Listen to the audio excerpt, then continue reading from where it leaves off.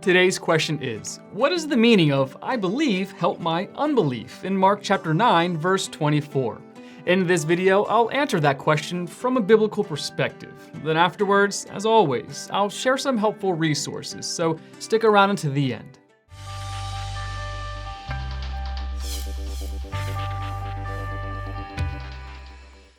In seeking the Lord's help, a man came to Jesus once, fell on his knees weeping, and said, "I believe, help my unbelief." Mark chapter 9, verse 24. The man's request, startling in its paradoxical phrasing, is quite thought-provoking. How can the man say he believes and at the same time ask for help in overcoming unbelief? The full context of the man's prayer, "I believe, help my unbelief," helps make his meaning clearer. Jesus had just returned from the Mount of Transfiguration when he came upon a large crowd surrounding his disciples. An argument was taking place and people were stirred up. Jesus asked what was going on, and a man from the crowd explained that the disciples had been trying to cast a demon out of his son but had failed in their attempt. Jesus said, "You unbelieving generation, how long shall I stay with you? How long shall I put up with you? Bring the boy to me." Mark chapter 9, verse 19. The boy was brought to Jesus, but when the spirit saw Jesus, it immediately threw the boy into a convulsion. He fell to the ground and rolled around, foaming at the mouth. Mark chapter 9, verse 20. After the boy's father further explained his son's condition, he said to Jesus, "If you can do anything, take pity on us and help us." Verse 22. Jesus assured the man that everything is possible for one who believes. Verse 23. Immediately the boy's father exclaimed, "I do believe, help me overcome my unbelief." Verse 24. Upon hearing the man's request, "I believe, help my unbelief," Jesus immediately spoke to the unclean spirit and permanently cast it out of the boy. Later, Jesus' disciples inquired why they were unable to cast the demon out. Jesus told them, "This kind can come out only by prayer." Mark chapter 9, verse 29. The dominant theme in this passage is faith and doubt. Jesus' initial response to hearing of the boy's condition expresses his disappointment in a lack of faith. "You unbelieving generation, how long shall I stay with you? How long shall I put up with you?" The boy's father initially seems to display a lack of faith as well. He asks Jesus to do something for the boy if you can. Mark chapter 9, verse 22. Jesus picks up on this doubt, repeating the man's conditional statement, verse 23. In essence, he responds by saying, "What do you mean, if I can?"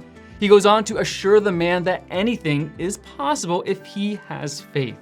On at least two previous occasions, Jesus had linked healing to faith in him, Mark chapter 5, verse 34 and verse 36. It appears that the only thing preventing the man's son from being healed is his faith, and he realizes that he has already betrayed a lack of faith.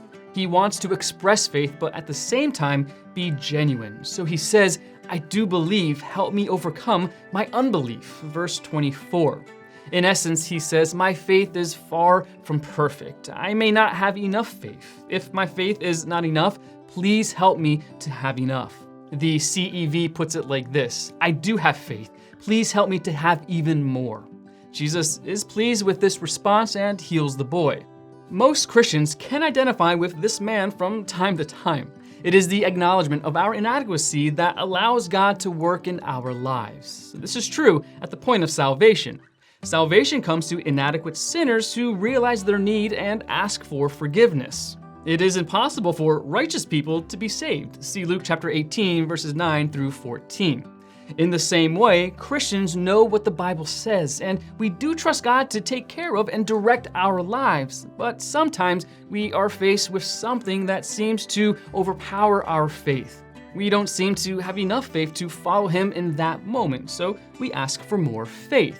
We acknowledge that even our faith comes from God. It is His work in our lives that enable us to believe and obey.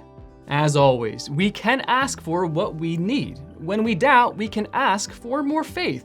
When we are wavering in our resolve to follow, we can ask for more resolve. When we are unwilling to obey, we could ask to be made willing.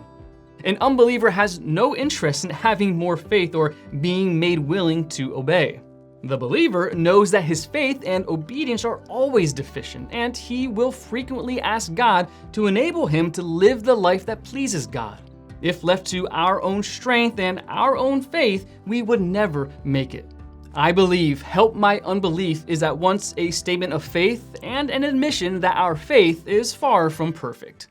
Want to learn more? Subscribe so you don't miss the next video. Visit gotquestions.org for more great content, and check out the details section below this video. There's one book I recommend along with several related questions. If you'd like to learn about Bible Munch, or if you're interested in bite-sized devotionals, subscribe to Bible Munch on YouTube. It's linked right here. Now remember, you got questions, the Bible has answers, and we'll help you find them.